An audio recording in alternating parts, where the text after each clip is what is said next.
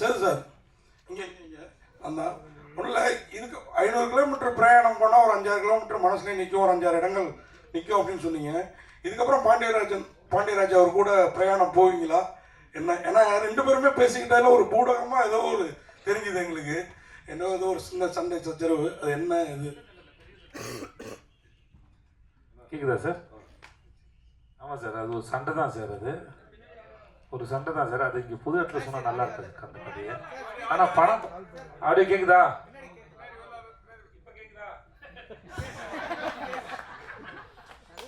ஒரு நிமிஷம். Okay sir, check கேட்குதா உங்களுக்கு? ஓகே. 2 பேருக்கு மிஸ் அண்டர்ஸ்டாண்டிங் வந்தது, படம் பண்ண வேணாம்னு நினச்சோம். ஆனால் படம் பண்ணும்போது அது வந்து ரொம்ப அழகான அனுபவமாகிடுச்சு. கண்டிப்பாக அவரோட நிறைய படம் பண்ணுவாங்க. அவருடைய எழுத்தும் அவர் யோசிக்கிற விதமும் அவர் மெனக்கிடுற விதமும் அதுக்கு அவ்வளோ சிரத்தை எடுத்துப்பாங்க. இந்த படம் ஒரு படத்தை எடுக்கிறது மட்டும் இல்லை, ஒரு படம் உங்கள் மக்கள்கிட்ட வந்து சேர்ற வரைக்கும், தேட்டரை விட்டு போகிற வரைக்கும் அது என்னென்ன பண்ணணுமோ அத்தனை யோசிக்கிட்டு இருந்துச்சு. அவ்வளோ பொறுப்பாக அதை செய்யக்கூடியவர். ஹீரோயின் மேடம், ஒரு கேள்வி. அதாவது நீங்கள் அருமையாக நடிப்பீங்க, நான் கூட ஏன் தொடர்ந்து பண்ண மாட்டேன், தமிழை விட மலையாளத்துக்கு அதிக முக்கியத்துவம் கொடுக்குறீங்களோ? ஏன்னா மலையாள ஆர்டிஸ்ட், மலையாளத்துலேருந்து வரவங்களாம் இங்கே சூப்பர் ஸ்டார் ஆகிடுறாங்க, அதாவது ஹீரோயின்ஸு இங்கேயே அப்படி செட்டில் ஆகிடுவாங்க. நீங்கள் மட்டும் தமிழில் ஒரு படம், ஒரு வருஷத்துக்கு ஒரு படம், அந்த மாதிரி தான் பண்ணுற மாதிரி தெரியுது. என்ன காரணம்? மலையாளம் படம் பண்ணவே இல்லைங்க. திருச்சிற்றம்பலம்க்கு அப்புறம் இதுதான் பண்ணிட்டு இருக்கேன் இப்போ. ஸோ ஆமாம், செலக்ட் பண்ணி தான் பண்ணுறேன். அண்ட் ஆல்சோ அப்படி தமிழ்லன்னு இல்லை, ஜென்ரலாகவே கொஞ்சம் ரொம்ப டைம் எடுத்து தான் நான் பண்ணுவேன். அண்ட் ஆல்சோ நான் மலையாளம்லேருந்து இல்லை, நான் பெங்களூரியன். ஸோ எல்லா பாஷையும் பேசுவேன் நான். தமிழ் வந்து மலையாளத்துக்கு விட பெட்டராக பேசுவேன் தமிழ். விஜய் சேது சார், இந்த படம் தலைவின் தலைப்பு டைரக்டரும் பேசும்போது சொல்லிட்டாரு, டைவர்ஸை பற்றி நிறைய பேசுதுன்னு. கணவன் மனைவி ரிலேஷன்ஷிப் தான் அப்படிங்கிற மாதிரி தெரியுது. ஆமாம் சார், ஒரு 5 வருஷம் 10 வருஷம் ஆகிட்டுனா கணவன் மனைவிக்குள்ள ஒரு அண்டர்ஸ்டாண்டிங் வரும். இவங்க இப்படி தான் திருந்த மாட்டாங்க, நம்ம அட்ஜஸ்ட் பண்ணணும், விட்டு கொடுக்கலாம் அப்படின்னு கணவன் மனைவிக்கு ஒரு அண்டர்ஸ்டாண்டிங் ஆகும். புதுசாக வரவங்களுக்கு நிறைய சண்டை பிரச்சனை, இப்போலாம் நிறைய டைவர்ஸ் ஆகுது. உங்களோட அனுபவத்தில் ரிலேஷன்ஷிப், கணவன் மனைவி ரிலேஷன்ஷிப் நல்லா இருக்குன்னா என்ன செய்யணும், எப்படி விட்டு கொடுக்கணும், என்ன மாதிரி போகணும்னு சொல்லுவீங்க சார்?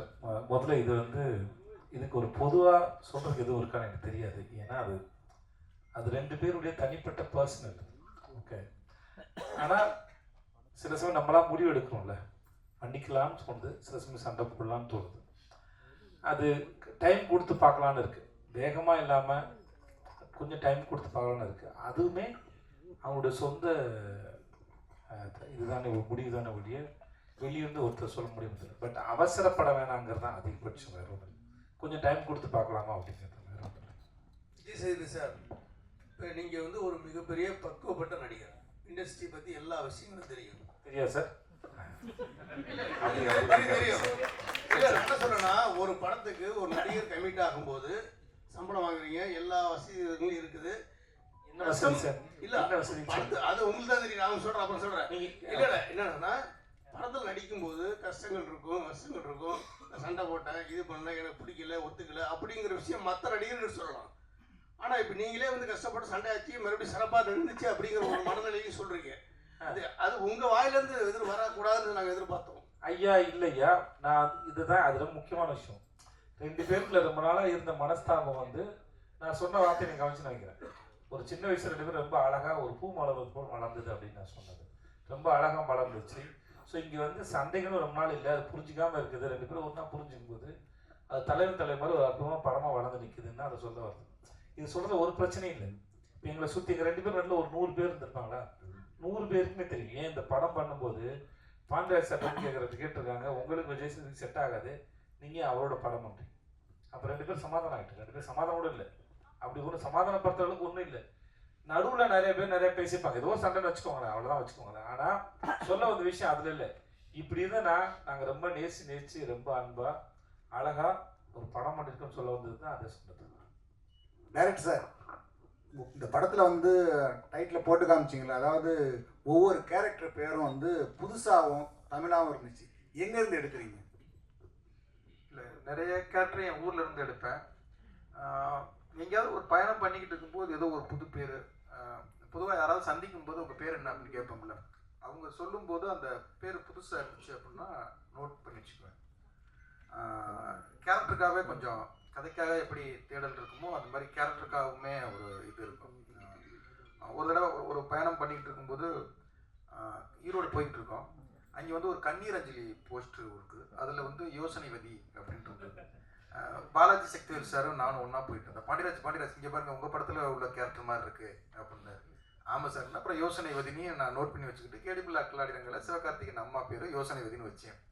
அந்த மாதிரி சில பேர் வந்து சார் இந்த கேரக்டர் வந்து ஆவரணம் அப்படிங்கிற அந்த படத்தில் ஒரு கேரக்டர் இருக்குல்ல அப்படின்னோன்னா நான் ஒரு இடத்துல பேசிக்கிட்டு இருக்கேன். சார் இந்த பொண்ணு பேர் ஆவரணம் சார், பேர் உங்கள் படத்து பேர் மாதிரி வித்தியாசமாக இருக்கு, வச்சுக்கோங்க சார் அப்படின்னாரு. அதை வந்து நோட் பண்ணிக்கிட்டேன். எங்கள் தோட்டத்தில் வந்து ஒரு அக்கா வேலை பார்ப்பாங்க, அவங்க பேர் வந்து அஞ்சுமணி. அது போன இடத்துல வந்து தேவதர்ஷினி கேரக்டருக்கு வந்து அஞ்சுமணின்னு வச்சேன். அதனால் அங்கங்கே கிடைக்கிறத புறக்கி எடுத்துக்கிறது தான் சார். அந்த கடைக்குட்டி சிங்கத்தில் கண்ணுக்கினியார் வந்து ரொம்ப பிடிச்சிருக்கு. அது ரொம்ப அழகாக. அது பாண்டியன் பரிசு நாவல்ல இருந்து எடுத்த பேர் சார், சுட்ட பேர் சார். இப்போ இதுலேயுமே வந்து ஆகாச வீரன் பேர் வந்து எழுத்தாளர் இமயம் இருக்கார்ல, அவருடைய சிறுகதையில் அவங்க ஊர் குலதெய்வம் பேர் வந்து ஆகாச வீரன். அப்புறம் வந்து அந்த பேர் எனக்கு ரொம்ப பிடிச்சிருந்தது. அவருக்கு ஃபோன் பண்ணி கேட்டு அந்த சிறுகதையை நான் விலைக்கு வாங்கிட்டு அந்த ஆகாசன் வீரன் பேரையும் அந்த சிறுகதையில் உள்ள ஒரு சின்ன போர்ஷனையும் அந்த படத்தில் நான் பயன்படுத்தியிருக்கேன். எங்களுக்கு இன்னொரு சர்ப்ரைஸ் என்னென்னா, அந்த சிறுகதையிலிருந்து தான் ஆகாச வீரன் பேர் எடுத்தேன். நாங்கள் ஒரு கோயிலில் போய் ஷூட் பண்ணோம். அந்த கோயில் பேர் வந்து தூண்டிகற்பரன் பேர், ரொம்ப முக்கியமான ஒரு கோயில். அங்கே போய் பார்த்தா ஷூட்டிங் எடுத்துக்கிட்டு இருக்கும்போது ஆகாச வீரன் அப்படின்னோன்னா அங்கே உள்ள பூசாரிகளுக்கெல்லாம் பயங்கர சந்தோஷம். அந்த கோயிலில் உள்ள ஒரு பேரை பார்த்தோம்னா ஒரு விளக்கு மாடம் மாதிரி இருந்தது, அதில் ஆகாச வீரன் வம்சம் அப்படின்னு எழுதியிருந்தது. அந்த பேரைத்தான் நான் எடுத்து படம் பண்ணிகிட்டு இருக்கேன். டைட்டிலே ஆகாச வீரன்லாம் நான் எழுதினீங்களே, எல்லாரும் நிறைய பேர் எழுதியிருந்தாங்க ஆகாச வீரன் தான் டைட்டில் அப்படின்னு. அது எங்களுக்கு பயங்கர சர்ப்ரைஸாக இருந்தது. நான் எங்கேயோ எடுத்தது எந்த இடத்துல போய் ஷூட் பண்ணுறோமோ அங்கே ஒரு ஆகாச வீரன் பேர் இருக்கும்போது எங்களுக்கு பெருசாக நிறைய கனெக்ட் ஆச்சு. அப்படி தான் அங்கங்கே இருந்து எடுத்துக்கிறது தான்.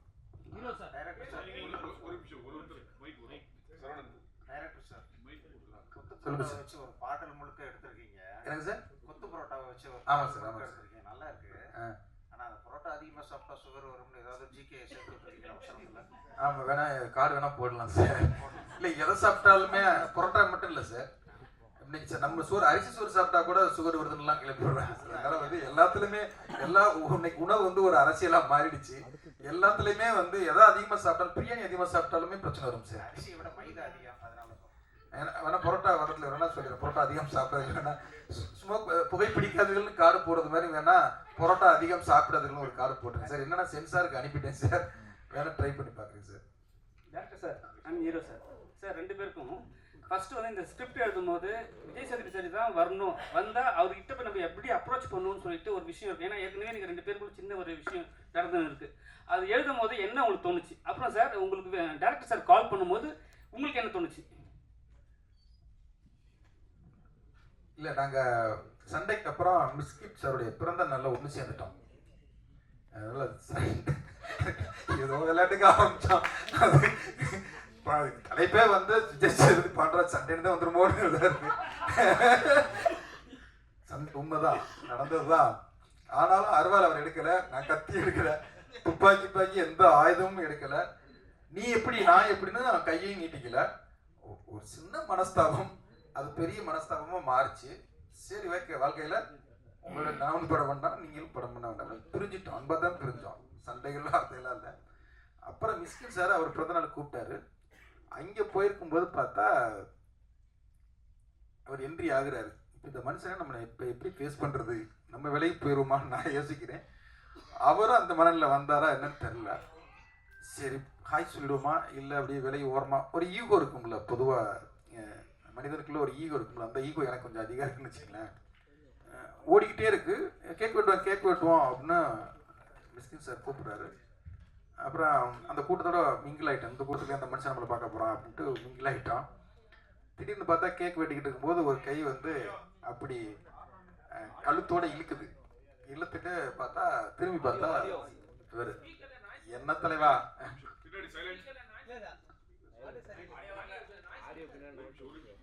இல்லை கேள்வி சண்டையை பற்றியே கேட்கணுன்னா கேமராவுக்கு கடுப்பாயிடுச்சு.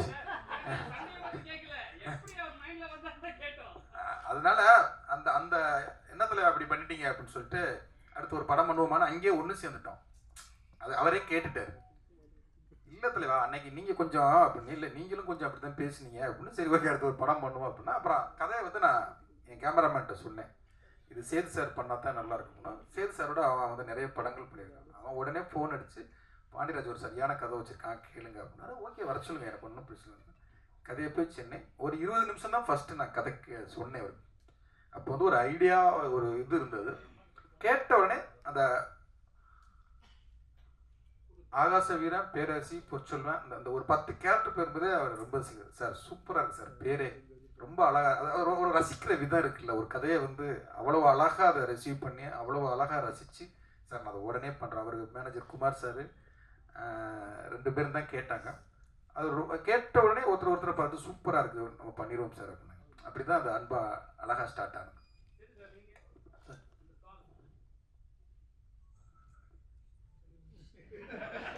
சார் எல்லாத்தையும் அவர் கேக்குதா, எல்லாத்தையும் சொல்லி முடிச்சிட்டார்ல. இதுக்கு மேலே சொல்றதுக்கு உண்மை இல்லை. சுகு சார் சொன்னாப்புல அதான் எல்லாமே சொல்லி முடிச்சேன். இதுக்கு மேலே நான் என்ன பதில் சொல்றது தெரியல. கதையை சொன்ன உடனே அது ரொம்ப பிடிச்சி போச்சு, அவ்வளோதான். அது இவங்களுக்கு அவ்வளோதான் சொல்லியிருப்போம். உங்களுக்கு எவ்வளோ நம்ம சொல்லலாம் சொல்லியிருப்பேன். கதை உங்களுக்கு 20 மினிட்ஸ் சொல்லியிருப்பேன் ஃபஸ்ட்டு.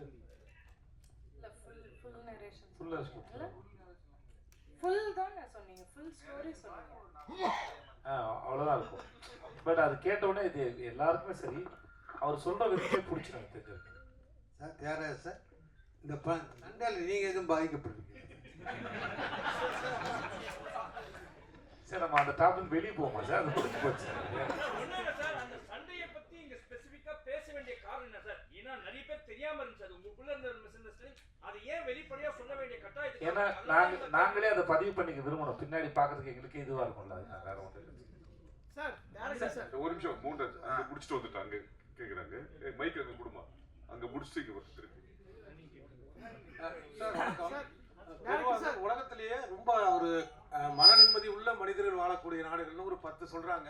அந்த 10 பின்லாந்து, நார்வே இந்த மாதிரி அங்க இருக்கக்கூடிய ஒற்றுமை என்ன அப்படின்னா, கடவுள் மறுப்பாளர்கள் அதிகம், அடுத்தது விவாகரத்துகள் அதிகம்.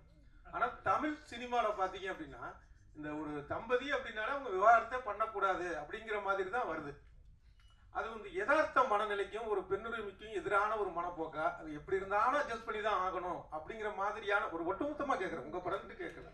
அப்படி இல்லாம இயல்பான ஒரு விஷயத்தை கொண்டு வந்தா என்ன சார்? முதல்ல நீங்க ஒட்டுமொத்தமாக கேட்கலாம், நாங்கள் எங்கள் படத்தில் தான் பதில் சொல்ல முடியும். இந்த படத்தில் நாங்கள் வந்து ரிவர்ஸ் பண்ணக்கூடாதுன்னு பேசல.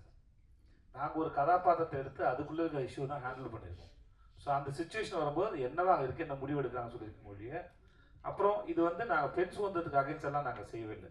அது ஒருத்தர் தனிப்பட்ட சுதந்திரம் தான் ஒழிய அதை பற்றி நாங்கள் கமெண்ட் பண்ணல. நாங்கள் எப்பவுமே ஒரு கதை சொல்லும்போது அந்த கதாபாத்திரம் வந்து அந்த கதாபாத்திரம் அதுக்கு என்ன ரியாக்ட் பண்ணுறாங்க அதை பற்றி தான் சொல்கிற மொழியை. இப்போ நீங்கள் சொல்கிற மாதிரி எடுத்துன்னு வச்சுக்கோங்களேன், அது அவங்களுடைய சொந்த வாழ்க்கை என்ன பிரச்சனை, அவங்க ஏன் விவகாரத்துக்கு போனாங்க, அந்த பிரச்சனை எடுத்து நாங்கள் கன்வின்ஸ் பண்ணல. நாங்கள் இன்னொருத்தர் வாழ்க்கை பிரச்சனை எடுத்து நாங்கள் கன்வின்ஸ் பண்ணி இது கட்டாயம் சேர்ந்து வாழ்னு சொல்ல வரலாம். இந்த பிரச்சனையும் இவங்களை பற்றி தான் பேசுகிறோம். ஓகே தானே sir? Thank you sir. So Nithya Menon உங்களுக்கு கொஸ்டின். ஸோ நீங்கள் தமிழில் படங்கள் ரொம்ப சூஸியாக பண்ணுறதா கேள்விப்பட்டோம். அண்ட் இந்த படம் ஜென்ரலாக நீங்கள் சூஸியாக படங்கள் பண்ணுறீங்க. ஸோ டிரெக்டர் பாண்டியராஜ் கதை சொல்லும்போது உங்களுக்கு ரொம்ப அட்ராக்ட் பண்ண விஷயம் வந்து கதை, ஃபர்ஸ்ட் இடத்துல கதையா இல்லை விஜய் சேதுபதி பாண்டியராஜ் காம்பினேஷனா, என்ன விஷயம்? இல்லை 100% கதை தான் எனக்கு ஃபர்ஸ்ட் முக்கியம். ஆனால் ஓகே. அண்ட் அதே மாதிரி நீங்கள் வந்து நேஷனல் அவார்டு வாங்கினதுக்கப்புறம் ஒவ்வொரு இயக்குநர்களும் கதை சொல்ல வரும்போது ஆரம்பிக்கிற விஷயம் என்ன, இந்த படம் பண்ணவங்க உங்களுக்கு கண்டிப்பாக ஒரு அடுத்த நேஷனல் அவார்டு கன்ஃபார்ம் அப்படின்னு ஆரம்பிக்கிறாங்களா, எப்படி ஆரம்பிக்கிறாங்க? ஏன்னா ஜென்ரலாக ஒரு ஹீரோயின் கதை சொல்லும்போது உங்களுக்கு மேடம் இல்லை, நான் கதை சொல்லும்போது அவங்க நேஷனல் அவார்டு வாங்கலைங்க, நான் அப்படி சொல்லவே இல்லை. முன்னாடி தான். ஸோ இந்த படத்துக்கும் நாங்கள் எதிர்பார்க்கலாம், நேஷனல் அவார்டு எதிர்பார்க்கலாமா? ஏன்னா நீங்கள் சமயம் பண்ணியிருக்கீங்கன்னு சொன்னாங்க. அது என் கையில் இல்லையே. சரி, ஒரு கொஸ்டின் விஜய் சேதுபதி உங்களுக்கு. ஸோ ஜென்ரலாக ஒவ்வொரு ஹீரோயினும் பாலாஜி ஆமாம் பாலாஜி ரொம்ப நாள் கழிச்சு பார்க்குறேன் நினைக்கிறீங்களா? ரொம்ப வருஷம் கழிச்சு பார்க்குறோம். ரொம்ப நாள் கழிச்சு நான் வரேன். ரொம்ப வருஷம் ஆச்சு பார்த்து, ரொம்ப வருஷம். ஆமாம், எப்படி இருக்கீங்க? நல்லா இருக்கும் பாலாஜி. தேங்க்யூ. இப்போ நான் ராஜ் நான் சன் மியூசிக்கில் ஹெட்டாக இருந்துட்டு இப்போ ராஜ் மியூசிக்ஸில் ஹெட் ஆகுது. பார்த்தே பல வருஷம் இருந்தேன், அதான் கேட்டேன். ஆச்சரியமா இருக்கு. 2 வருஷம் லண்டன் போயிட்டு இல்லை, அதனால தான். தேங்க்யூ. ஸோ இது படத்தில் வந்து நீங்கள் சேர்ந்து ஒர்க் பண்ணியிருக்கீங்க. ஹீரோயின் நித்யா மேனன் 2 பேரும் காம்பினேஷன் வந்து ஒரு மறக்க முடியாத விஷயம். ஏன்னா ஒரு ஹீரோயினுக்கு ஒரு அழகான கெமிஸ்ட்ரி இருக்கும். ஸோ இதில் சொல்லுங்கள் ஜென்ரலாக என்ன விஷயம்? ஏன்னா ட்ரெய்லர் பார்க்கும்போது ரொம்ப க்யூட்டாக அழகாக இருக்குது. கீழே கமெண்ட்ஸ்லாம் பார்த்து ட்ரெய்லரில் பயங்கர பாசிட்டிவாக இருக்குது, 2 பேர் காம்போக்கு அவ்வளோ அழகான ஒரு ஃபீட்பேக் இருக்குது. எப்படி செட்டில்? இல்லை, முதல்ல வந்து இது எழுதப்பட்டதான் சார். முதல்ல என்ன எழுதியிருக்காங்களோ அதுதான் ஒன்று. ரெண்டாவது வந்து அது ஒரு பேப்பரில் இருக்கிறத ஒரு ஆக்டர் எவ்வளோ தூரம் புரிஞ்சுக்கிறாங்களோ அதுக்கப்புறம் தான் அதில் வந்து சரி. டேரக்டர் சொன்ன மாதிரி கூட நிறைய பேர் நடிக்கும்போது சொன்ன மாதிரி இது பார்க்கறதுக்கும் சரி, ரொம்ப நிஜமாக இருக்குது. சண்டை போடும்போது சரி, கொஞ்சிக்கும் போதும் சரி, இல்லை ஒருத்தர் மிஸ் பண்ணிக்கிற மாதிரி இருந்தாலும் சரி, அது அந்த பேப்பரில் இருக்கிறத அதோட ஃபீலை டைரக்டர் என்னவா நினச்சி எழுதினாருங்கிறத ஒரு ஆக்டர் புரிஞ்சுக்கும் போது அதுக்கு உயிர் வருதுன்னு நான் நம்புகிறேன். ஸோ அதை ரொம்ப பண்ணக்கூடிய ஜெகஜால கில்லாடி வந்து நித்யா மேம். ஸோ வாழ்த்துக்கள், ட்ரெய்லர் ரொம்ப ப்ராமிசிங்காக இருந்தது. வாழ்த்துக்கள். ரொம்ப நாள் கழிச்சு உங்களை பார்த்ததில்ல, சந்தோஷம். லண்டன் பிராணத்தை பற்றி தான் புஸ்தகம் எதாவது வெளியிட்டீங்கன்னா கண்டிப்பாக என்ன கூப்பிடுங்க. Thank you so much. வாழ்த்துக்கள் பாலாஜி. ஹீரோ சார், இங்கே புரோட்டா மாஸ்டராக நடிச்சிருக்கீங்க. சமையலுக்காக ஏதாவது ஹோட்டலில் போய் கற்றுக்கிட்டீங்களா எப்படி சார்? சரி, ஆஃபீஸ்லேயே பக்கத்தில் என் ஆஃபீஸ் விரும்பாது சார், பக்கத்தில் ஒரு ஹோட்டலில் இருந்து அவங்க மூடின ஹோட்டலோட ப்ராப்பர்ட்டி இருந்தது. பரோட்டா கல் வந்தது. மாஸ்டர் வர வச்சு ஒரு 2 months கிட்ட நான் ப்ராக்டிஸ் பண்ணேன் சார். நான் பரோட்டா போடுவேன் சார். கைத்தொழில் ஒன்றை கற்றுக்கொள், கவலை உனக்கு இல்லை ஒத்துக்கொள் மாதிரி. எனக்கு இனிமே வந்து என்னம்மா இல்லைம்மா அதுதான் ட்ரை பண்ணுவோம். அது ஒரு நாள் இவங்கெல்லாம் சாப்பிட்டாங்க, நீ தான் சாப்பிட்டேன், என் ஆஃபீஸ் எல்லாம் சாப்பிட்டாங்கம்மா. சாரும் சாப்பிட்டாரு. தண்ணிக்கு போல தர்பூசணி பரோட்டா வந்து நல்லாயிருக்கும். நாங்கள் பைனாப்பிள் ட்ரை பண்ணோம், அது தெரிஞ்சு போச்சுமா ஒரு வேலைக்கு. அதனால இன்னொரு கேள்வி, ஹோட்டல் பேர் வந்து உங்கள் தங்கச்சி பேரில் இருக்கு, அது உங்கள் பேர் வைக்க சொல்லி நீங்கள் டேரக்டர்கிட்ட கேட்கலையா? ஹோட்டலுக்கு பேர் எப்பவுமே தியாக மனப்பான்மை கொண்டவன். நான் நேசிக்கும் பெண்களுக்காக சகோதரியோ தாயோ மனைவியோ மகளோ அவர்கள் பேரில் வச்சு அவங்கள மனம் குளிர வைக்கிறது தான் நம்மளுடைய சந்தோஷம் சார். ஸோ ராகவர்த்தனி பேரரசி ஆனதான் படத்தில் பிரச்சனை சார். அது பல படம் பாருங்க உங்களுக்கு தெரியும் சார். பாண்டியராஜன் சார், இங்கே சார் லெஃப்ட். எனக்கு ரைட்டு. இந்த தலைவன் தலைவி டைட்டில் அதுவே ரொம்ப கேட்சியாக இருக்குது. அது மாதிரி உங்களோட படத்தில் மட்டும்தான் இவ்வளோ பெரிய ஒரு நட்சத்திர பட்டாளங்கள் இவ்வளோ பெரிய வச்சு வேலை வாங்குறது எப்படி? ஒவ்வொருத்தருக்கும் ஒரு இம்பார்ட்டன்ஸ் சார். கடைசியாக ஒரு சீன் அவர் கூட மனசில் நிற்கிற மாதிரியான கேரக்டர் வைஸும் சரி, அந்த பேர் வைஸுமே சரி, அதுக்கான அந்த ஹோம்ஒர்க் பற்றி சொல்லுங்கள் சார். இல்லை, அது ஒவ்வொரு கதை எழுதும் போதும் இந்த படத்தில் 10 கேரக்டருக்கு மேலே இல்லை ஒரு 5-6 கேரக்டருக்கு மேலே இருக்கக்கூடாதுன்னு தான் எழுதுறேன். ஆனால் அது நிறைய வந்து சேர்ந்துருது. அப்புறம் சேர்ந்ததுக்கப்புறம் அந்த கேரக்டர்களுக்கு ஒரு முக்கியத்துவம், ஏன்னா நம்மளை நம்பி வந்திருக்காங்க. அது ஒரு சீனா 2 சீனாங்கிறது இங்கே முக்கியமே கிடையாது. ஏன்னா தமிழ் சினிமாவில் வந்து நிறைய படங்களில் ஒரு சீன் நடிச்சுட்டு ஒரு படம் ஃபுல்லாக நடித்தவங்கள விட பேர் வாங்கிட்டு போகிறவங்களாம் இருக்கிறாங்க. அப்போ அந்த ஒரு சீனில் இல்லை 2 சீனில் அவங்களுக்கு என்ன முக்கியத்துவம் கொடுக்குறோம் அப்படிங்கிறதுக்காக அதில் ஒரு ரைட்டிங்காக நான் ஷூட்டிங் போகிறது ரொம்ப ஈஸியாக எடுத்துருவேன். ஆனால் ஷூட்டிங் போகிறதுக்கு முன்னால் ரைட்டிங் வந்து நான் அதுக்கு ஒரு டைம் எடுத்துக்குவேன். ஃபஸ்ட்டு ஒரு வெர்ஷன் எழுதுவேன், அது 2வது வெர்ஷன் 3வது வெர்ஷனா. இப்போ அந்த தலைவன் தலைவி வந்து 18வது வெர்ஷன் தான் படமாக எடுத்திருக்கோம். நான் சேது சார்ட்டே காமிச்சேன். ஏன்னா ஃபஸ்ட்டு ஒன்று தோன்றது பூரா எழுதிடுறது, அப்புறம் 2வது கொஞ்சம் ஃபில்டர் பண்ணுறது, அப்புறம் அதுக்கு 3வது வெர்ஷனில் வந்து இன்னும் கொஞ்சம் பெட்டர்மெண்ட் பண்ணுறது. ஃபஸ்ட்டு ஹீரோ ஹீரோயினை மட்டும் ஃபோக்கஸ் பண்ணி போகிறது, அப்புறம் அடுத்தடுத்த கேரக்டர்னா லேயராக ஒரு டைம் எழுத்துக்கு தான் எனக்கு அதிகம் டைம். எனக்கு ஷூட்டிங் எனக்கு ஏன் இவ்வளோ ஸ்பீடாக போகிறேன்னா எனக்கு நான் ஸ்கிரிப்டில் எனக்கு பேப்பர் வந்து தெளிவாக இருக்குது எனக்கு. அதனால வந்து நான் ஈஸியாக போயிடுறேன், ஓடுறதுக்கு எனக்கு ஈஸியாக இருக்குது. அதனால் எனக்கு ஷூட்டிங்க்கு முன்னால் ப்ரீ ப்ரொடக்ஷன் வந்து நான் தெளிவாக கேரக்டர் எழுதுறதுனால எனக்கு ஈஸியாக இருக்குது. டேரக்டர் சார், அப்புறம் விஜயண்ணா நீங்களும் இப்போ வந்து நீங்கள் டைட்டில் வச்சுக்கிறீங்க, பின்னாடி ஒரு ஹார்ட் இப்போவே ரெண்டு பேரும் அப்போ தான் கரெக்டாக இருக்கும். அது 2 கத்தி வச்சுருக்கீங்க. எப்பவுமே வந்து ஹஸ்பண்ட் ஒய்ஃப் சண்டை வந்தால் கருந்தி ஏதாவது ஒரு சட்டி தான் பறக்கும், கத்தி வச்சுக்கிறீங்க எதனால? வார்த்தை கத்தி மாதிரி சார், குத்தி கிழிச்சு சார், பார்த்து பயன்படுத்துங்க. ஆனால் அப்புறம் வந்து சொல்லுங்க சார், தீனால் சுட்ட புண்ணு உள்ளாறு மாறாது, நாவினால் சுட்டவள். ஆனால் அப்புறம் வந்து நீங்க கவிஞர் சார், நீ பேசுங்க சார், நீ கவிஞர் சார். எனக்கெல்லாம் வராது சார், இந்த வார்த்தை செல்லம்லாம் வராது சார். ஏன்னா அப்புறம் ஒரு படத்துக்கு மொத்தமாக எழுதி முடிச்சு. ஏன்னா அப்புறம் வந்து பரோட்டானா தமிழ் சினிமாவில் சூரி. அதுக்கப்புறம் வந்து விக்ரம் வேதால வந்து நீங்க எப்படி பரோட்டா சாப்பிடணும்னு சொல்லி கொடுத்துருப்பீங்க. இப்போ இதுல வந்து எப்படி செய்யணும்னு கற்றுக் கொடுப்பீங்களோ? தர்மபுரியில் பரோட்டா சாப்பிடணும்னு சொல்லியிருக்கேன் டாக்டர் வந்து. இல்லை சார், நான் பதில் சொல்லி முடிக்கல, அடுத்து நீங்கள் தான் சார். இல்லைங்க சார், எனக்கு ஒரு நிமிஷம் சார். இதில் வந்து என்ன சார் பரோட்டா எப்படி செய்யணும்னு சொல்லியிருக்கேன் சார். ஆமாம். சுவையாக இருக்கும், பார்த்து சாப்பிடுங்க, பத்திரமா சாப்பிடுங்க அப்படின்னு சொல்லியிருக்காரு. கவலைப்படாதீங்க, நீங்கள் சொன்னதை ஞாபகம் இருக்குது சார். அதனால்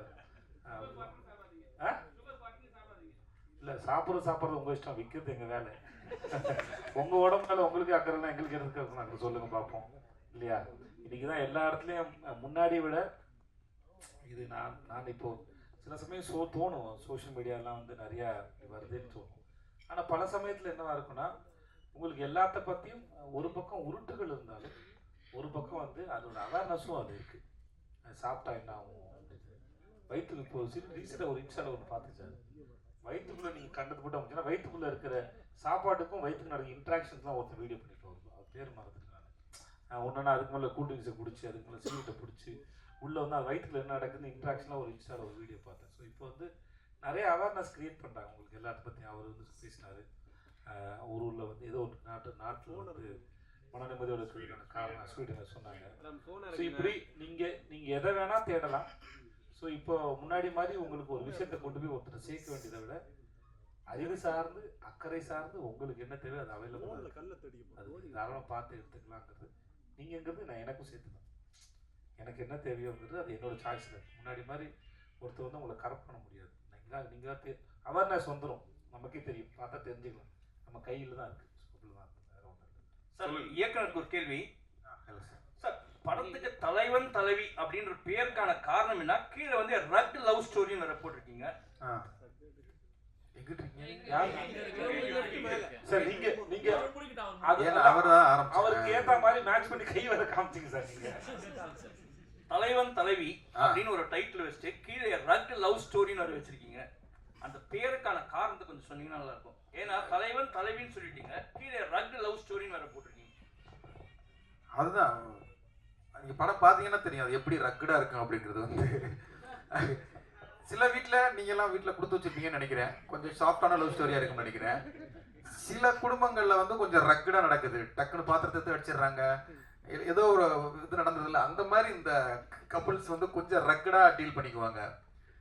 டைட்டில் டீசர் இருக்குல்ல சார், அதான் சார் அதுதான் சார் அந்த ஆமாம் சொல்ல வருது. சும்மா சாதாரணமாக இனிமே எதுவும் பரட்டா போட்டால் கூட அந்த சமயத்தில் கூட சண்டை வந்துடுது சார், அவ்வளோதான் சார். அது அந்த அந்த ரக்குடுக்கான அதை ஃபர்ஸ்ட் வந்து இது டாம் அண்ட் ஜெரி லவ் ஸ்டோரின்னு வைக்கலான்னு இருந்தோம். ரெண்டு பேருக்குள்ள அந்த இதை வந்து Tom and Jerry love story அப்படின்னு வைப்போம். அதை விட ரக்குடு இப்போ கேள்வி கேட்குறீங்க பார்த்தீங்களா, அது டாம் அண்ட் ஜெரி லவ் ஸ்டோரினா கடந்து போயிருப்பீங்க. இப்போ இந்த கேள்வி கேட்கறதுக்கு ஒரு யோசிச்சதுக்கு ஒரு பலன் இருக்கு பார்த்தீங்களா, அதுக்கு அர்த்தம் வச்சோம். சார் டைரக்டர் சார் இப்போ ஆக்சுவலாக இப்போ ஒரு நிமிஷம் சார், ரொம்ப நேரம் கேட்டு முடிச்சிட்டோம். சொல்லுங்க சார். அதாவது நம்ம இந்த டைவர்ஸ் இந்த உறவு சிக்கல்கள் பற்றி பேசுகிற படம் தமிழில் ரொம்ப காலமாக பாலச்சந்திர காலம் தொட்டு Mani Ratnam is a master in making the complexity in husband and wife relationship. So இன்றைய காலகட்டத்தில் அதிலிருந்து மாறுபடணும், அதே நேரத்தில் ஒரு சவாலாகவும் இருக்கணும்.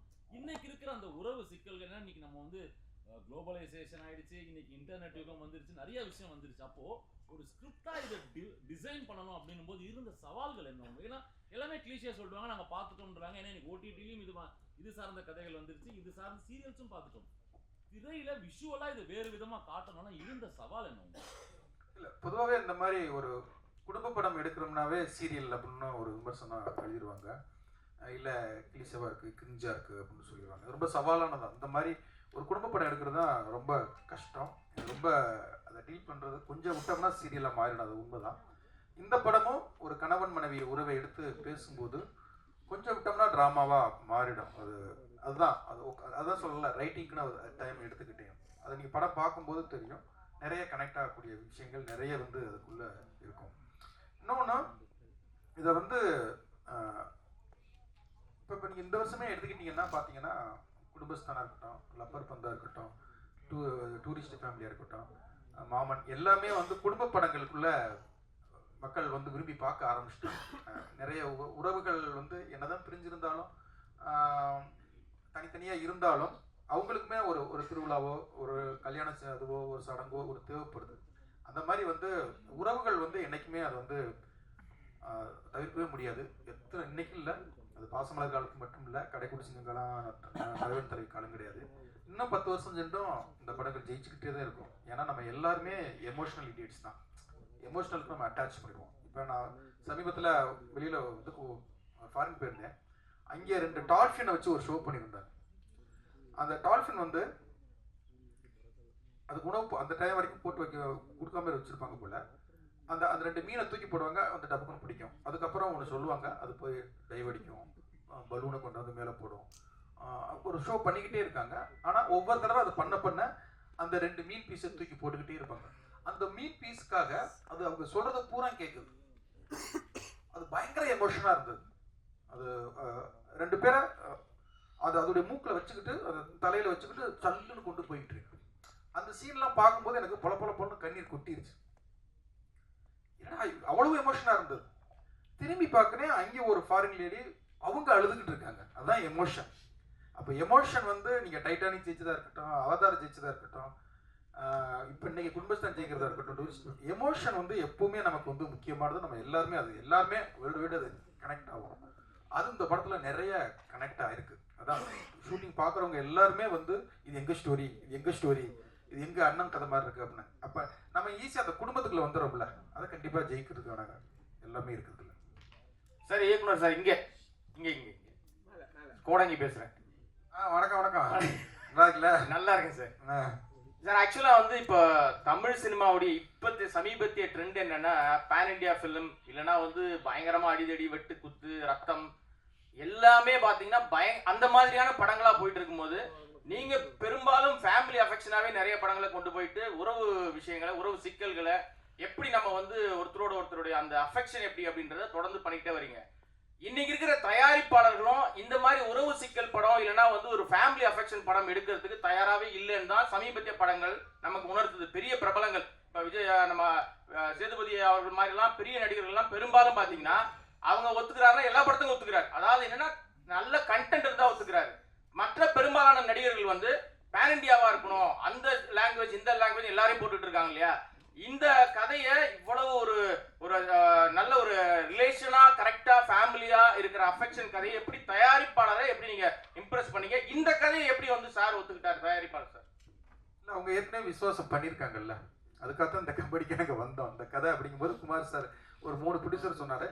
ஆனால் இந்த கதையை வந்து உடனே அவங்க ஒத்துக்குவாங்க அப்படின்னு நாங்கள் இருந்ததுக்கு, ஏன்னா அவங்க பண்ணதுக்குள்ள அது இது எல்லாமே இருக்கு. இல்லை, அன்னைக்கு வந்து ப்ரொடியூசர் ஒத்துக்க மாட்டாங்கலாம் கிடையாது. இன்னொன்று பாண்டியராஜ்னா பசங்க படம் வச்சு தான் படம் பண்ணுவார்னு ஒன்று இருந்தது. அதை உடைக்கிறதுக்காக கஷ்டப்பட்டு போய் பண்ணால் இப்போ குடும்ப படங்கள் மட்டும்தான் பண்ணுவார்னு இருக்கு. இதையுமே உடைக்கணும் அப்படின்னா நான் சேது சார்ட்ட வேற ஒரு கதை ஒன்று சொல்லி வச்சிருக்கேன். அது சுத்தமாக ஃபேமிலியாக இருக்காது. ஆனால் தயாரிப்பாளர்கள் வந்து உங்களுக்கு குடும்ப கதை நல்லா வரும் சார், நீங்கள் குடும்பம் பண்ணுங்கன்னு தான் கேட்குறாங்க. என்னைக்கு மீட் பண்ணுற ப்ரொடியூசர்ஸ், ஹீரோஸ் எல்லாமே அது குடும்ப கதைகள் தான் இது பண்ணுறாங்க. அதனால ஹீரோக்கள் வந்து குடும்ப கதைகளை அவாய்ட் பண்ணுறதோ ப்ரொடியூசர்ஸ் அவாய்ட் பண்ணுறதோ கிடையாது. அது எல்லாருக்குமே வந்து இன்னைக்கு தலைவன் தலைவி பயங்கரமாக ஓடிடுச்சு அப்படின்னா எல்லா ஹீரோலுமே இதே மாதிரி ஒன்று. இப்போ கடைக்குடி சிங்கம் ஓனதுக்கு அப்புறம் சிவகார்த்திகன் வந்து சார் கடைக்குடி சிங்கம் மாதிரியே ஒரு படம் பண்ணுங்கிறது தான் நம்ம விட்டு பிள்ளை. இப்போ தலைவன் தலைவி ஓடிடுச்சு அப்படின்னா அடுத்த ஹீரோக்கள் வந்து தலைவன் தலைவி மாதிரி ஒரு படம் பண்ணுங்கிறது தான் கேட்பாங்க. அதனால வந்து ஃபேமிலிக்கானது. ஏன்னா லவ் படம் எடுத்தோம்னு வச்சுக்கோங்களேன், 2 டிக்கெட் தான் போகும். நான் எப்பவுமே அதான் சொல்லுவேன், 2 டிக்கெட் தான் போகும். ஹாரர் எடுத்தோம்னா ஒரு 4 டிக்கெட் 3 டிக்கெட் போகும். அது ஆடியன்ஸ் வந்து பிரிஞ்சு போகும். ஆனால் குடும்ப படம் எடுத்தோம்னு வச்சுக்கோங்களேன், 10 டிக்கெட் 20 டிக்கெட் 40 டிக்கெட் 50 டிக்கெட்லாம் போகும். படம் பிடிச்சிருச்சுன்னா வாட்ஸ்அப் குரூப்பில் போட்டாங்கன்னா அது பிச்சுக்கிட்டு போயிட்டே இருக்கும். அப்படித்தான் வந்து கடைபிடிச்சிக்கிறதுக்குலாம் டிக்கெட் கிடைக்கல, ஒரு விஷயம் டிக்கெட் கிடைக்கல. அதே மாதிரி அதுக்குன்னு ஒரு ஆடியன்ஸ் இருக்காங்க. அந்த ஆடியன்ஸ் தான் நம்ம இந்த படத்துக்கான இது. அவங்கள டார்கெட் பண்ணுறது எங்களுடைய இதுவும் கண்டிப்பாக இது. அழகாக இது ஃபேமிலி படம்னு மட்டும் இல்லை. எதுக்கு ரெக்கட் லவ் ஸ்டோரி போட்டிருக்கோம்னா இது லவ் பண்ணுறவங்களுக்கு நிறைய கனெக்ட் ஆகும். ஏன்னா ஃபர்ஸ்ட் ஹாஃப்ல வந்து லவ் எபிசோடு வந்து நிறைய வச்சுருக்கோம். ஆஃப்டர் மேரேஜுக்கு முன்னாலே பிஃபோர் மேரேஜ் வந்து நிறைய சீன்ஸ் இருக்குது. அதனால் எல்லாருக்குமான படம் அது கண்டிப்பாக இருக்கும்.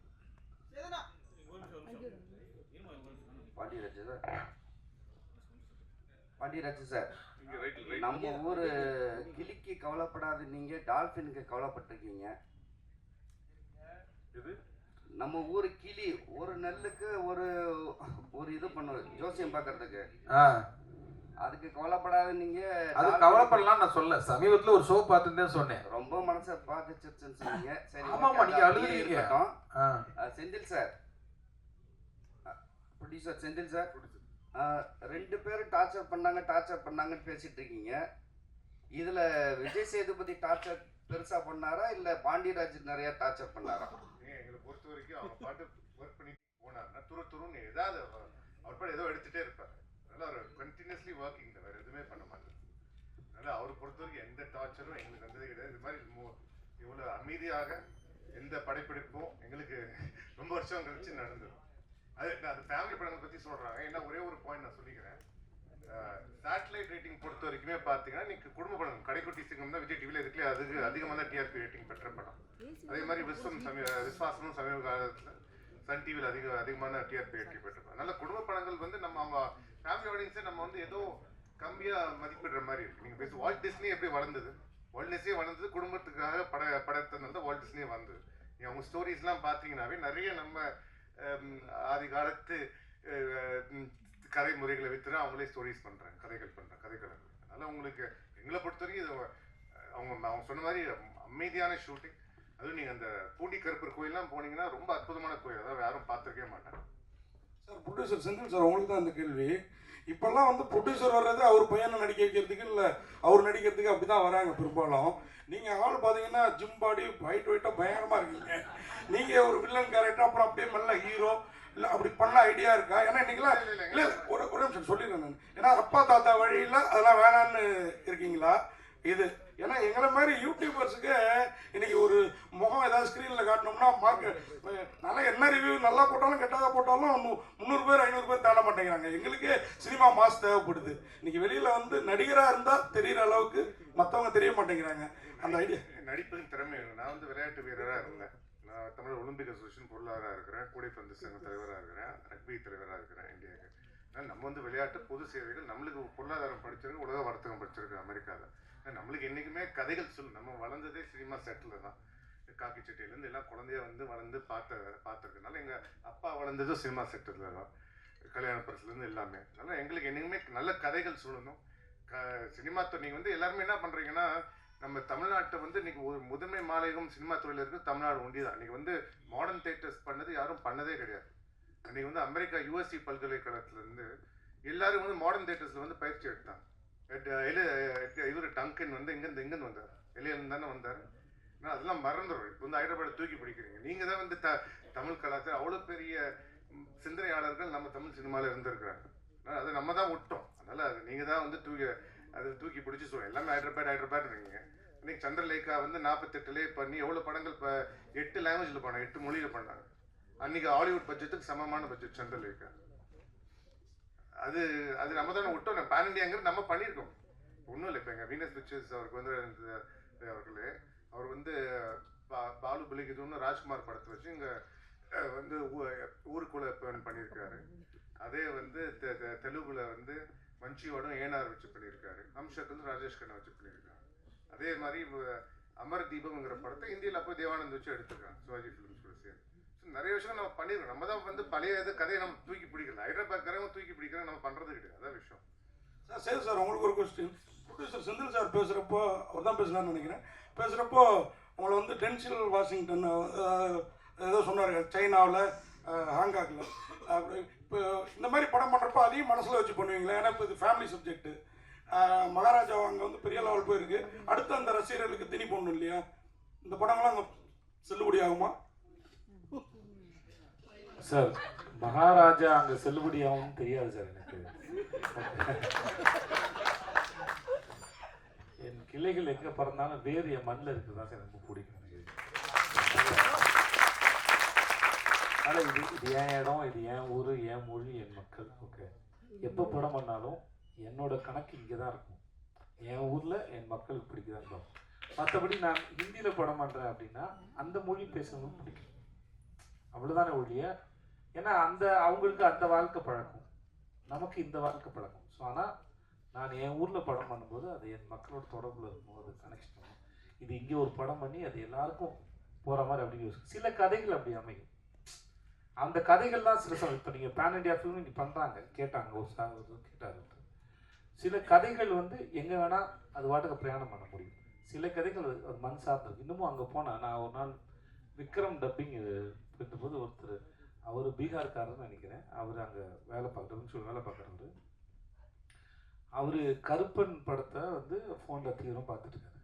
ஏன்னா அதோட அப்போ அப்போ என் படத்தை பார்த்துனாரு, என்னை பார்த்தோன்னே சொன்னாப்புல உங்கள் படத்தை பார்த்துருக்கேன்னு சொன்னார். ஏன்னா நம்ம எந்த படத்தையும் வந்து அதோட ரூட்டடாக அதோட மனசார்னு சொல்லும்போது அது எல்லா இடத்துலையும் கனெக்ட் ஆகும். அதுக்கு இப்போ நம்ம காந்தாரை பார்க்கணும் எல்லாருக்கும் பிடிச்சிருந்ததில்ல. அது அங்கே இருக்கிற எனக்கு அதுக்கு மேலே அந்த நாட்டார் தெய்வத்தை பற்றி தெரியாது. ஆனால் அந்த படம் பார்க்கும்போது எனக்கு அது அவ்வளோ கனெக்ட் ஆச்சு. இந்த மாதிரி எந்த ஊர் கதையாக இருந்தாலும் சரி, அது அந்த ஊரோட முழுக்க உயிரோடு இருக்குது, அந்த மண் சார்ந்து இருக்குன்னா அது உலகத்தில் எங்கே வேணால் அப்படி சேரும். ஏன்னா குமாராஜ் சார் ஒன்று அழகாக சொல்லுவார், லோக்கல் தான் ஃபாரின், அந்தந்த ஊரோட லோக்கல் தான் ஃபாரின் இல்லையா? அவ்வளோதான் சார். இது உணர்வு சம்மந்தப்பட்ட படம் இல்லை, உணவு சம்மந்தப்பட்டதுனால கேட்குறோம். இந்த யூடியூப் ரிவ்யூலாம் வந்த பிறகு இல்லை சார், இது உணர்வு சம்மந்தப்பட்ட படம். சரி, உணவும் இருக்கிறதுனால கேட்குறோம். இந்த யூடியூப் ரிவ்யூலாம் வந்த பிறகு குழந்தைகள் வீட்டில் வந்து சாப்பாடு அது என்னென்னமோ சாப்பிட்றாங்க, வயிறு பிரச்சனை, ஒபிசிட்டி. சென்னையில் நீங்கள் பார்த்தீங்கன்னா அவ்வளோ பிரியாணி கடைகள் அவ்வளவு வந்துட்டு.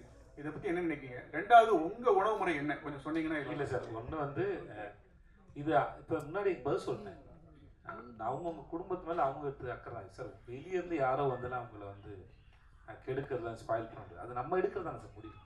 சாய்ஸ் உங்களோட தான். நீங்கள் போய் சாப்பிடலாம் வேணாமா, என் குழந்தைக்கு இது வாங்கி கொடுக்கலாம் வேணாமா, இல்லை நான் சாப்பிடலாம் வேணாமாங்க அப்படிங்கிறது நான் தானே தேர்ந்தெடுக்கிறேன். வேறு இவ்வளோ கடைகள் வந்தாலும் என்ன நடந்தாலும் நம்ம தானே முடிவு எடுக்கிறோம். அதை வந்து நாங்கள் படம் எடுக்கிறோம், படம் வந்து எடுத்து உங்களை பார்க்க சொல்லி இன்வைட் தான் பண்ணுறோம். படம் பார்க்குறது உங்களோட சாய்ஸ் தானே. அந்த மாதிரி தான் இது, யாரையும் கெடுக்கலாம் முடியாது. விஜயண்ணே லாஸ்ட்ண்ணே, கடைசியாக முடிச்சுக்கலாமா? ஆமாம் லாஸ்ட்ண்ணே. அண்ணா இப்போ ஓகே, உங்களோட முடிச்சுக்கலாமா? Okay sir. ஏன்னா இப்போ வந்து எப்பவுமே வந்து நல்ல விஷயம் பண்ணால் கூட இப்போ இருக்கிற ஜென்ரேஷன் வந்து ட்ரால் பண்ணுறாங்க, சரிங்களா? ட்ரால் பண்ணி அதை வந்து அவங்க வந்து தப்பான விஷயத்தை கொண்டு போகிறாங்க. அவங்களுக்கு எதாவது அட்வைஸ் பண்ண வேண்டியதாக இருந்தால் சொல்லுங்கள். அப்படிலாம் ஒன்றும் இல்லை சார். முதல்ல வந்து யாருக்கு அட்வைஸ் பண்ண தேவையில்லை. அவங்க இப்போ பண்ண வேலையை மட்டும் ட்ரால் பண்ணல, முன்னாடி பழைய படங்கள் பழைய விஷயங்கள்லாம் எடுத்து கூட ட்ரால் பண்ணிட்டு தான் இருக்காங்க. மேபி இது இப்போ இருக்கிற ஒரு நையானின்னு வச்சுக்கணும். நம்மளும் இதெல்லாம் சின்ன வயசில் வேறு ஃபார்மில் அதை கிண்டல் பண்ணியிருப்போம், கார்ட்டூனாக இருந்திருக்கும், எல்லாம் பேசியிருப்போம், கிண்டல் பண்ணிப்போம். அதெல்லாம் நடக்கிறது தான். அது அந்தங்க இருக்கிற வாழ்க்கை, அது அந்த காலகட்டத்தில் அது வேற ஒரு பரிணாமத்துக்கு போதே ஒழிய அது இல்லாத ஒன்றுலாம் கிடையாது. நம்ம எல்லாத்தையும் இருக்கிறது ஒன்று தான். நம்ம ஒன்று பண்ணணும், நீங்கள் இது இப்படி தான் பார்க்கணும்னு சொல்ல முடியாது. பொது வெளியில் நம்ம வெளியிடுறோம், அது அவங்க வேற ஒரு கோணத்தில் பார்க்குறாங்க, அதையும் சில பேர் ரசிக்கிறாங்க, சில பேர் விமர்சனங்கள் பேர்லையும் சில பேசுவாங்க. அது அவங்களுடைய பாயிண்ட் ஆஃப் வியூ, அதுக்கு எல்லாரும் பதில் சொல்ல முடியாது. நீங்கள் இப்படி தான் என் படத்தை பார்க்கணும்னு சொல்ல முடியாது. அவர்களுக்கு நான் படம் எடுத்து கொடுத்துட்டோம், இல்லை ஒரு வேலை செஞ்சு முடிச்சிட்டோம், இல்லை சமையல் செஞ்சு கொடுத்துட்டோம். மற்றபடி அதை டேஸ்ட் பண்ணுறாங்களோ பார்க்குறவங்களோ அது அவங்களுடைய கருத்து. அதை இப்படி இருக்கணும் அப்படின்னு சொல்கிறது நம்மளோட வேலை. மேபி அவங்க சொன்னாங்கன்னா எங்கள் படத்தில் அது இருக்கு போல இருக்குது அப்படின்னா அப்போ நம்ம சரி பண்ணிக்க தான் வச்சு பண்ண முடியும்.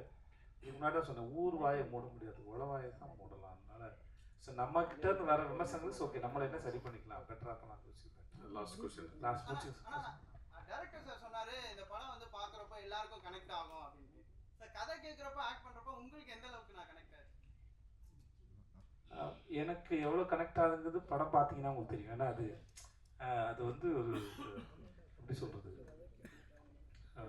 நாங்கள் இந்த படத்தில் வந்து 3 செட்டு 3 இடம் முக்கியமாக மேஜராக ஒரு 3 இடம் இருக்குது. நிறைய இடத்துல ஷூட் பண்ணியிருக்கோம், மேஜராக 3 இடம் இருக்குது. நித்யாவோட வீடு, என் வீடு, ஹோட்டலு, அப்புறம் கோயில், மற்றது நிறைய இடத்துல இருக்குது. பட் இங்கே வந்து நாங்கள் ஷூட் பண்ணும்போது நாங்கள் எல்லாரும், நான், நித்யா, தீபாக்கா இப்படி எல்லாரும் ஷூட் முடிச்சதுக்கப்புறம் அந்த செட்டு இருக்கு இல்லையா, அந்த செட்டு அந்த வீடை விட்டு பிரிய முடியும். ஆக்சுவலாக வந்து டைரக்டர் சொல்லிட்டு இருந்தார், அந்த ஹோட்டலில் பேரரசி ஹோட்டலில் வந்து பிரிக்கும் போது ராகவர்த்தினியா ராகவர்த்தி ஹோட்டலில் பிரிக்கும் போது பிரிக்கிற வீடியோ எடுத்து அனுப்பியிருக்காங்க, அதையே பார்க்க முடியல. ஸோ அவ்வளோதான் எமோஷன் ஆகிடுச்சு. இந்த படத்துக்கான கதாபாத்திரம் போட்ட செட்டும் சரி, எங்கள் படம் எடுத்த நாங்கள் பேசிக்கிட்ட வசனங்களாக இருக்கும் சரி, அது ஏதோ அது ஒரு லைஃப், அது ஒரு லைஃப். அது இப்போ வந்து முடிஞ்சிச்சு. பட் எங்கள் ஞாபகங்களில் மட்டும் அது இருக்கிறது வந்து ரொம்ப நல்லா இருக்குது, ஒரு அழகான அனுபவம். அதான் முன்னாடி சொன்ன நம்ம நீண்ட தூர பிரயாணத்தில் இப்போ நான் இவ்வளோ 50-60 படம் பண்ணியிருக்கேன்னா அதில் எனக்கு முக்கியமான சில இடங்கள் ஞாபகங்களான சில இடங்கள் இருக்கும். அடிக்கடி நம்ம போய் சில விசிட் பண்ணுவோம்ல, ஸ்கூல் டேஸில் சில மெமரிஸ்லாம் ரீவிசிட் பண்ணுவோம். என் பள்ளிக்கூடம் சைடு போகும்போது ரீவிசிட் பண்ணுவோம். இப்போ நான் தூண்டிகருப்பு கோயில் போனாலோ, அழகு கோயில் பக்கத்தில் போனாலோ, இல்லை அந்த ஆனமலை பக்கத்தில் போனாலோ, இந்த மனசு உடனே போயிட்டு இந்த இடத்துக்கு ஒரு ரவுண்ட் எடுத்து அந்த பிரயாணத்தில் போய் ரவுண்ட் அடிச்சிட்டோம். அது ஷூட் முடிச்சுட்டு நான் வேறு எதுக்கு மதுரைக்கு போனேன். கரெக்டாக வெப் சீரிஸ் ஷூட்டுக்கு போனேன். அப்போ அவருக்கு ஃபோன் பண்ணேன், சார் நான் மதுரைக்கு வந்துட்டேன், ஹோட்டல் தங்கியிருக்கேன், அதே ஹோட்டல் தங்கியிருக்கேன் சார், நான் நாளைக்கு காலைல நம்ம ஷூட்டுக்கு போவேங்கிற ஆர்வத்திலே மனசு இருக்குது சார் அப்படின்னு சொன்னேன். ஸோ அந்த அளவுக்கு இந்த கதையும் வேலை பார்த்த அனுபவமும் அப்படின்றது. ரொம்ப நன்றி.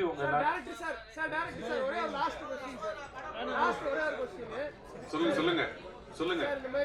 கடைசி கேளுங்க சார், கேளுங்க சார், கேளுங்க கேளுங்க சார்.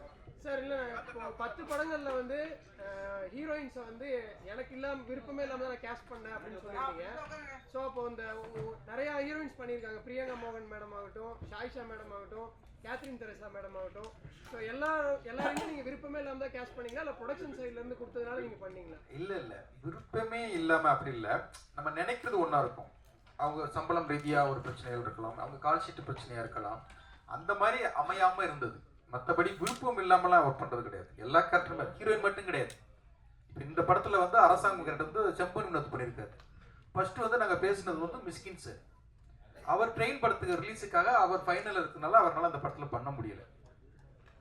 அவர் இல்லையே அப்படிங்கிறது வந்து அவர் பண்ணிட்டா வேற ஒரு இதுவாக இருக்கும். ஆனால் இதில் வந்து செம்பன் வினோத் இன்னும் அவர் ஒரு இதில் அழகாக பண்ணியிருக்காரு. அதனால வந்து ஐயோ மிஸ்கின் சார் இருந்திருந்தா இன்னும் அப்படி இல்லை, இவர் ஒரு வித்யாவுடைய அப்பாவா வேற மாதிரி அழகா பண்ணிட்டாரு. அதனால எல்லா கேரக்டருமே ஹீரோயின் மட்டும் கிடையாது, எல்லா கேரக்டருமே நினைச்சது அமையாது. இதுல அவனுக்கு எல்லாமே நினைச்சது. இந்த படத்துலயும் மிஸ்கின் சார் அமையாது ஒரு இதுதானே. அதனால அப்படிலாம் இல்லை, எல்லாருடைய விருப்பப்பட்டு தான் இது பண்ணேன். பிடிக்காத ஹீரோயின் அப்படின்னு எதுவும் எழுதிட வேண்டாம். ஓகே, அதே மாதிரி தயாரிப்பாளர்களையும் எதுவும் எழுதிட வேண்டாம். அது வந்து அமைகிறது தான். காட்சி பிரச்சனையா இருக்கலாம்.